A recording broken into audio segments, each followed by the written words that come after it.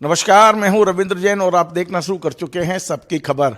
आज हम आपको एक ऐसे शख्स से मिलवाने वाले हैं जो लंबे समय तक कांग्रेस नेताओं के साथ काम करते रहे हैं, लेकिन कभी उन्होंने कांग्रेस की सदस्यता नहीं ली। उन्होंने अपनी छवि एक प्रशासनिक अधिकारी की बनाई, उसके बाद एक सामाजिक कार्यकर्ता की बनाई। राजनेताओं के साथ 16-17 साल बिताने के बाद भी आज भी वे एक सामाजिक प्रकल्पों से जुड़े हुए हैं। जब राम मंदिर की बात आई तो सबसे पहले मध्य प्रदेश में एक मोटी राशि दान देने वाले सबसे पहले वो आगे आए। इसके अलावा राष्ट्रीय स्वयंसेवक संघ के जो सेवा प्रकल्प चल रहे हैं, चाहे वो सेवा भारती कर रही हो या अन्य संस्थाएं कर रही हो, उनसे बड़ी सक्रियता से जुड़े रहते हैं। एक व्यक्ति जो कांग्रेस नेताओं के साथ 16 साल तक ओएसडी के रूप में काम करते हैं, लेकिन वे ही राम मंदिर के लिए सबसे पहले आगे आते हैं। वे ही राष्ट्रीय स्वयंसेवक संघ से जुड़ी संस्थाओं को भरपूर सहयोग भी करते हैं और उनसे जुड़ के सेवा कार्य भी करते हैं। अब मैं उनका परिचय कराता हूं। ये हैं प्रवीण कक्कर जी।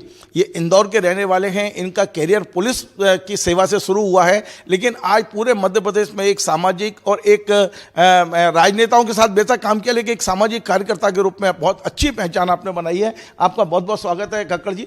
कक्कर जी, ये कैसे संभव हो पाता है कि एक 16 साल राजनेताओं के साथ रहे, कांग्रेस के नेता आपको बड़े पसंद करते हैं, आज तक आपने कांग्रेस की सदस्यता नहीं ली? मैं शुरू से किसी पार्टी विशेष विचारधारा का नहीं रखता हूँ। मेरी व्यक्तिगत संबंधों में विश्वास है। मैंने पहले कांतिलाल जी भूरिया साहब के साथ लंबे टाइम काम किया, माननीय कमलनाथ जी के साथ अभी काम कर रहा हूँ और कमलनाथ जी के साथ आगे भी जुड़ा रहूँगा। पर मेरा कोई राजनीतिक दिलचस्पी नहीं है, ना कभी राजनीतिक दिलचस्पी रही है, इसीलिए मैंने कभी भी किसी पार्टी को ज्वाइन नहीं किया है। मेरा हमेशा समाज के लिए काम करने का उद्देश्य रहा है, कुछ नया करने का उद्देश्य रहा है।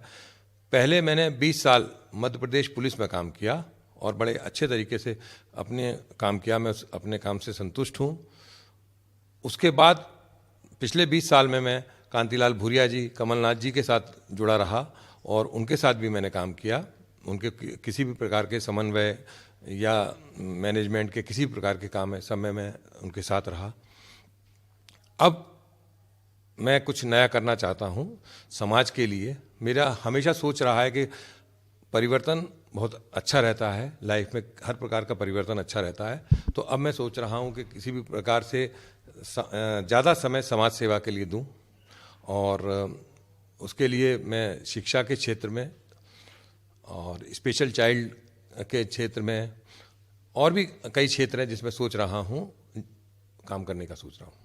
देखिए, आप 20 साल पुलिस की सर्विस में रहे और कम से कम 10 से 11 साल आपने कांतिलाल जी भूरिया, चाहे वो केंद्र में मंत्री रहे हों या मध्य प्रदेश में कांग्रेस अध्यक्ष रहे हों, सांसद रहे हों, एज ओएसडी आपने काम किया है। और आपकी इन्हीं क्षमताओं को देखते हुए कमलनाथ जी ने आपको जोड़ा और 6 साल आपने कमलनाथ जी के ओएसडी के रूप में काम किया है। शायद आज जब मैं आपसे बात कर रहा हूँ तब भी आप कमलनाथ जी के ओएसडी हैं। कमलनाथ जी की क्या अगली भूमिका होगी ये नहीं तय है, लेकिन आपने अपनी भूमिका आज तय कर दी है कि आपको सामाजिक कार्य करना है। लेकिन कांग्रेस के इतने नेताओं के नज़दीक रहने के बाद भी आपने कभी कांग्रेस की सदस्यता क्यों नहीं ली? मैंने कहा ना कि मैं किसी विचारधारा, राजनीतिक विचारधारा का समर्थक नहीं हूँ। मैं किसी के भी अच्छे काम को अप्रिशिएट करता हूँ हमेशा। चूँकि मैंने कांग्रेस के नेताओं के साथ काम किया है, कांग्रेस के बहुत सारे नेताओं से मेरे मधुर संबंध हैं और रहेंगे, आगे भी रहेंगे। कांग्रेस के कई दिग्गज नेता इस समय राम मंदिर को लेकर तमाम तरह की बयानबाजी कर रहे हैं। इस बीच में प्रवीण कक्कड़ एक ऐसी शख्सियत है जिन्होंने राम मंदिर के लिए सबसे पहले, जब मंदिर में दान की बात चली, मंदिर बनने के लिए जब भूमि पूजन हुआ, तो शायद मध्य प्रदेश में मैंने देखा था कि सबसे पहला एक बड़ा चेक आपकी ओर से गया था। क्या भाव था आपके मन में राम मंदिर को लेकर? देखिए, राम भगवान हमारे आस्था के प्रतीक हैं और हम लोग हमेशा से राम जी के भक्त रहे हैं और हमेशा सबकी इच्छा है कि राम मंदिर अच्छा बने। इसलिए मैंने और मेरे परिवार ने राम मंदिर के लिए, आप बोल रहे हैं बहुत बड़ी, बहुत छोटी सी राशि मेरे हिसाब से दी। मैं आगे राम मंदिर जाऊंगा भी और बहुत अच्छी बात है। और हम इसको, वैसे भी राम जी के आने पर पूरे देश में दिवाली मनाई जाती है, तो इसको हम दिवाली के रूप में संघ के तमाम सारी संस्थाएं सामाजिक सरोकार से जुड़ी रहती हैं, चाहे वो सेवा भारती हो या मातृ छाया हो, ऐसी कई संस्थाएं हैं। मेरी जानकारी के अनुसार आप इन संस्थाओं से जुड़े हैं और प्रति माह जो संभव हो सकता है आप जाके वहाँ सेवा प्रकल्प भी करते हैं। एक और आप कमलनाथ जी के ओएसडी और आपकी उसी दौरान एक दूसरी भूमिका संघ की संस्थाओं में जाके सेवा कार्य करना, ये लोगों को बड़ा आश्चर्यजनक लगता है कि कोई व्यक्ति ऐसे कैसे कर लेता है। और अच्छा, इसको छुपाते भी नहीं है आप। कमलनाथ जी को भी पता है कि प्रवीण कक्कड़ आज इंदौर में हैं तो सेवा भारती में कहीं सेवा कर रहे होंगे। ऐसा मैं नहीं सोचता। मैं कई संस्थाओं से जुड़ा हूँ, चाहे वो संघ की हों, चाहे वो दूसरे ग्रुप की हों, मिशनरीज की भी हो सकती हैं, किसी भी संस्था हो सकती है। मैं दिल से जुड़ा हुआ हूँ। मेरे को सेवा के कार्य को करना है, वो माध्यम कुछ भी हो सकता है। और जहाँ तक माननीय कमलनाथ जी का है, वो उन्होंने कभी सेवा के कार्य के लिए नहीं रोका है और हमेशा मदद किया है, मोटिवेट किया है। तो मैं तो आगे भी जुड़ा रहूँगा। वो संस्था किसी विचारधारा की हो सकती है, किसी भी उसकी हो सकती है। मेरी विचारधारा क्लियर है कि मुझे समाज सेवा करना है, लोगों की सेवा करना है और काम करना है, राजनीति नहीं करना। सबसे बड़ी बात होती है कि कोई भी व्यक्ति जब काम करता है और खासकर जब आप कमलनाथ जी और कांतिलाल भूरिया जैसे नेताओं के आप ओएसडी रहे तो आपके बारे में एक धारणा बन जाती है। लेकिन आपने अपने बारे में ये धारणा कभी बनने नहीं दी, चाहे वो प्रशासनिक क्षेत्र हो या राजनीतिक क्षेत्र हो। सभी दलों में आपने मित्र बनाए। ये कला कैसी है और लोगों को सिखाएंगे ये कला कि ये कैसी कला कि आप कांग्रेस के प्रदेश अध्यक्ष के, मुख्यमंत्री के ओएसडी हैं कांग्रेस विचारधारा में, और आप भारतीय जनता पार्टी हो या अन्य कोई भी दल हो, सभी जगह आपके मित्र मिल जाते हैं और मित्र नहीं है वो आपको दिल से पसंद करते हैं। ये कला कैसे आती है? मित्रता दलों से नहीं की जाती, मित्रता व्यक्ति विशेष से की जाती है। जिसे दिल मिलता है उससे मित्रता होती है। वो पत्रकार भी हो सकता है, राजनेता भी हो सकता है, बिजनेसमैन भी हो सकता है, ब्यूरोक्रेट भी हो सकता है। तो मित्रता किसी दल से नहीं की जाती। तो मेरी सभी से मित्रता है। मैं हमेशा कोशिश करता हूँ कि मैं सबसे अपने संबंध अच्छे रखूँ, किसी के प्रति कोई दुर्भावना नहीं रखता।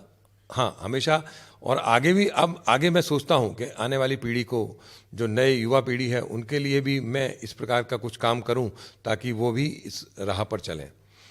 राजनीतिक दल का कोई भी व्यक्ति हो सकता है, पत्रकार किसी भी संस्थान का हो सकता है। मित्रता अलग चीज़ है। देखिए, प्रवीण कक्कड़ एक आइकॉनिक तो है, एक आइकॉन तो है लोगों के लिए कि क्या उनके अंदर क्या ऐसी क्षमता है, प्रशासनिक क्षेत्र हो, राजनीतिक क्षेत्र हो, सामाजिक क्षेत्र हो, धार्मिक क्षेत्र हो, हर जगह आप अपनी विशिष्ट पहचान बना लेते हैं। और सबसे बड़ी बात है कि कोई शत्रु नहीं रहता आपका।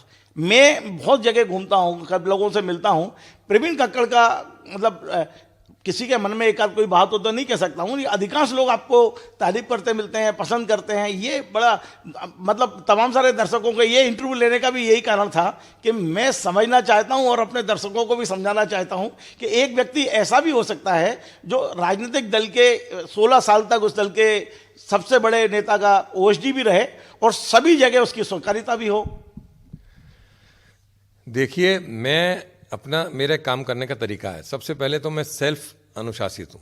मैं अनुशासन का विशेष ध्यान रखता हूँ। मैं समय का बहुत पाबंद हूँ। समय की पाबंदी मैंने माननीय कमलनाथ जी से भी सीखी है और मैं समय का बहुत ज़्यादा पाबंद हूँ, अनुशासन रखता हूँ। बचपन से ही मैं अनुशासन प्रिय रहा हूँ और यही मेरी सफलता का राज है। मेरी माँ का मेरे ऊपर बहुत बड़ा आशीर्वाद रहा है। उन्हीं के आशीर्वाद से और उनके ही मार्गदर्शन से मैं ये सेवा का कार्य कर रहा हूँ।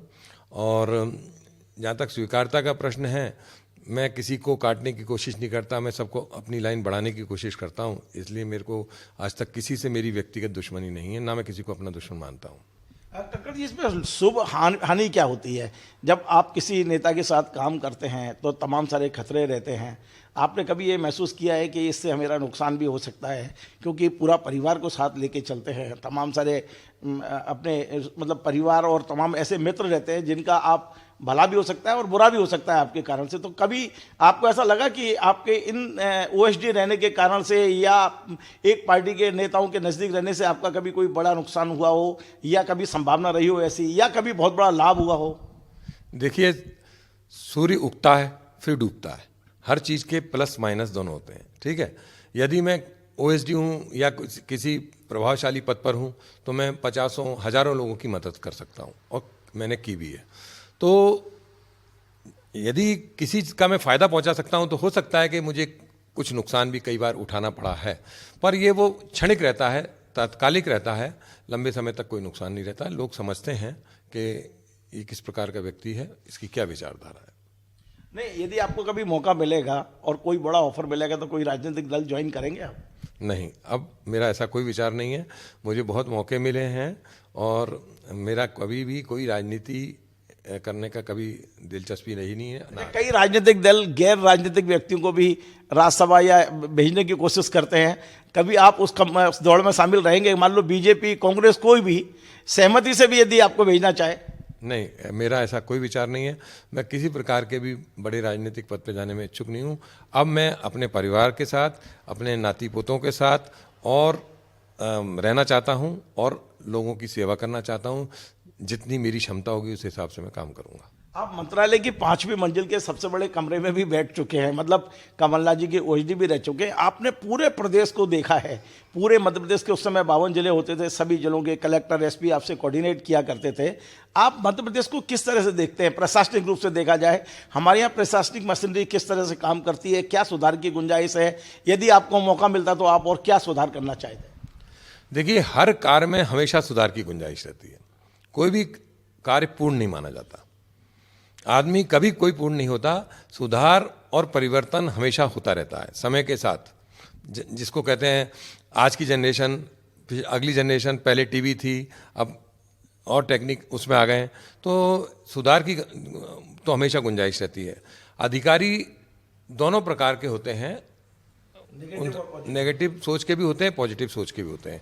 ये आपके ऊपर है कि आप उनको किस तरह से बढ़ाते हैं, किस तरह से उनसे काम लेते हैं। गिलास को आप देखिए, पानी अगर आधा भरा है तो आप कैसे देखते हैं कि ये आधा भरा है, आधा खाली है। तो ऐसे मेरा सोचना है। और मध्य प्रदेश बहुत अच्छी जगह है। मध्य प्रदेश में भरपूर संभावनाएं हैं। और मैं एक और बात जानना चाहता हूं कि चूंकि आप सत्ता के शिखर से तक होके आए हैं, अन्य राज्यों को देखें और मध्य प्रदेश को देखें तो हमारी ब्यूरोक्रेसी कैसी है? मतलब तुलना की जाए तो हमारे यहाँ अफसरशाही किस तरह की है, और अन्य जैसे उत्तर प्रदेश में माना जाता है कि उत्तर प्रदेश में ज़्यादा सख्ती है, मध्य प्रदेश में उतनी नहीं है, यहाँ लिबरल, काफ़ी लिबरल ब्यूरोक्रेसी है। अब क्या लगता है आपको, मध्य प्रदेश में ब्यूरोक्रेसी के बारे में यदि आपसे मूल्यांकन करने को कहा जाए तो किस तरह से करेंगे? नहीं, इसका कोई मूल्यांकन नहीं है। ब्यूरोक्रेसी बेसिकली अगर सिविल सर्विसेज देखें तो सबकी एक साथ ट्रेनिंग होती है। हर जगह का वातावरण अलग अलग होता है। मालवा का वातावरण अलग है, चंबल का वातावरण अलग है, रीवा का अलग है, बुंदेलखंड का अलग है।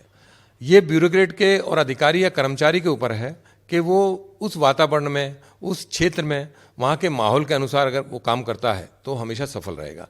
यदि बहुत तेज़ बारिश हो रही है और हम छाता नहीं लेंगे तो हम भीगेंगे और बीमार हो जाएंगे। तो हमको हमेशा समय, परिस्थिति, क्षेत्र सब देखकर काम करना चाहिए। यहाँ ब्यूरोक्रेसी अच्छी है, उनके काम करने का तरीका ठीक है, सब प्रकार के लोग होते हैं। आपकी सोच पॉजिटिव होना चाहिए। प्रवीण कक्कड़ जी के नेचर को मैंने लेके बहुत सारी बातें की हैं, आप काफ़ी दर्शक समझ भी रहे होंगे आपको।